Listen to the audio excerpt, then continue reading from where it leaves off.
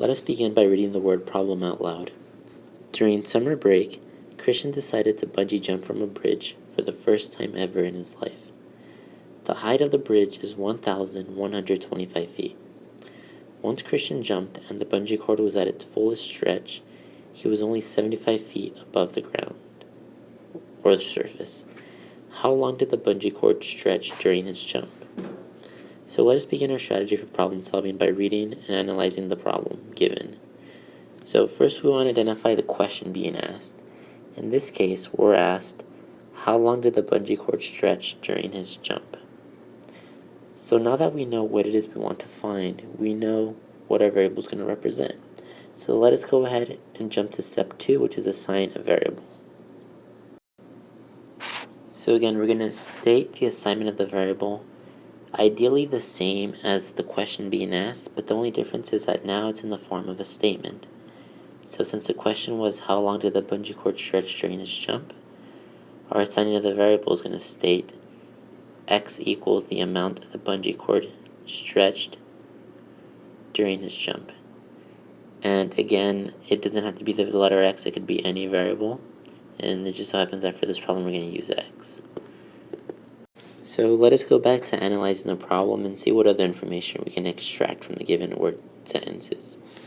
So what do we know?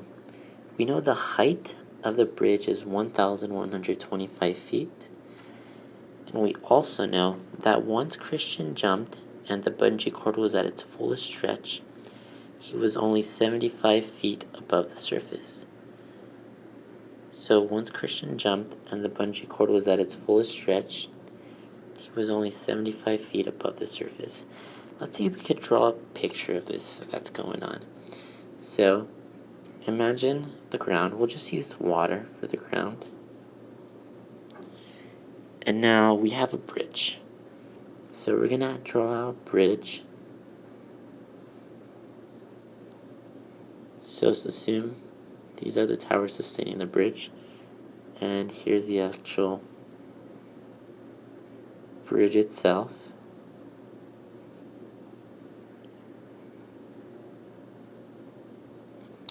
We'll make it look a little bit more realistic. Draw some sustaining cables.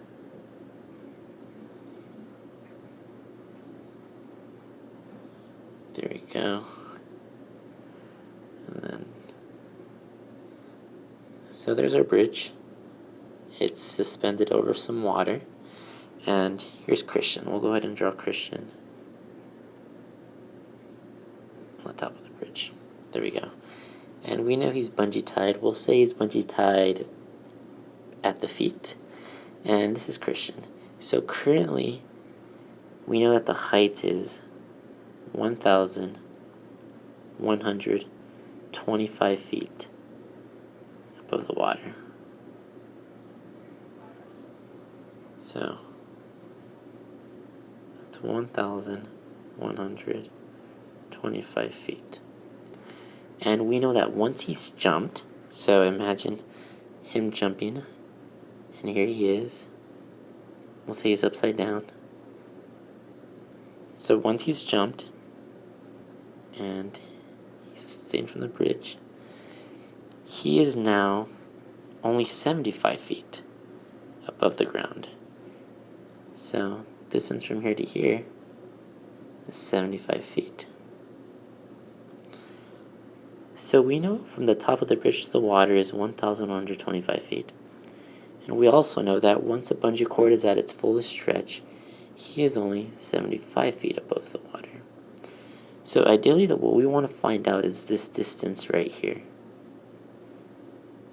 This distance. So keep in mind that this whole distance is 175. And that distance is the same all the way throughout. From the top of the bridge all the way down to the water. So that's all 1,125 feet, evenly spaced. And now we know that this portion right here is going to be 75. And we want to find the remaining green portion. So let's go ahead and try to form an equation. Well, we know that 1,125 feet, which is the height of the bridge. We know that's equal to the total length that the bungee cord reached at its fullest stretch, which is 75 feet. But clearly 1,125 is not equal to 75, so we're going to have to add some to that. And what we actually add to that, that's going to be the distance that we want to determine, which is our variable x. So ideally, x plus 75 gives us 1,125. So there we go, that's going to be our equation. So now we just have to solve for the variable x. So when solving, let's go ahead and start off with the original equation. So we're going to have 1,125 is equal to 75 plus x. So again, when solving, we want to get the x variable completely by itself. Right now, we are adding 75 to x, so we want to eliminate this addition of 75. The only way to do so is by the opposite operation. Since the opposite operation of addition is subtraction, we're going to have to go ahead and subtract 75 from both sides. So we'll start off with the original equation, leave a little bit of space, and that's going to be equal to 75 plus x. And as mentioned, we're going to go ahead and subtract 75 from both sides. So now notice that this positive 75 and this negative 75 cancel out. So we're left with simply x on the right, which is exactly what we wanted. And on the left-hand side, we just have to simplify 1,125 minus 75. So we'll go ahead and do that off to the side of scratch work. So we're going to have 1,125 minus 75. So we'll go ahead and do 5 minus 5. That's going to be a 0. Now we're going to have to do 2 minus 7. Since 2 is less than 7, we're going to have to go ahead and borrow from the 1 next door. So this 1 becomes a 0. And our 2 becomes a 12. So now we're going to do 12 minus 7. That's going to leave us with a 5. We'll bring down the 0. And we'll bring down the 1 as well. And we're left with 1,050. So x equals 1,050. So let us go ahead and state the conclusion clearly. Since the question was how long did the bungee cord stretch during his jump, we're going to go ahead and state our conclusion as the following. So here we go. The bungee cord stretched 1,050 feet during his jump. So now all that's left is to go ahead and check the result. So we'll go ahead and start off again with the original equation found in step 3.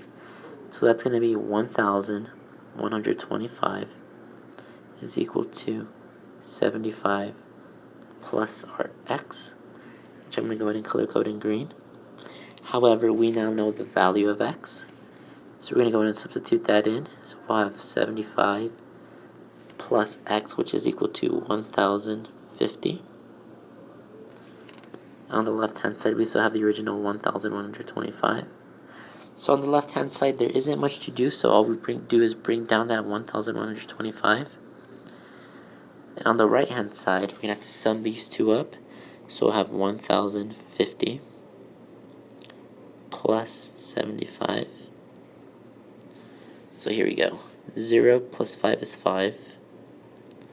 5 plus 7 is 12. So we bring down the 12 and carry up a 1. So now we have 1 plus 0, which is 1.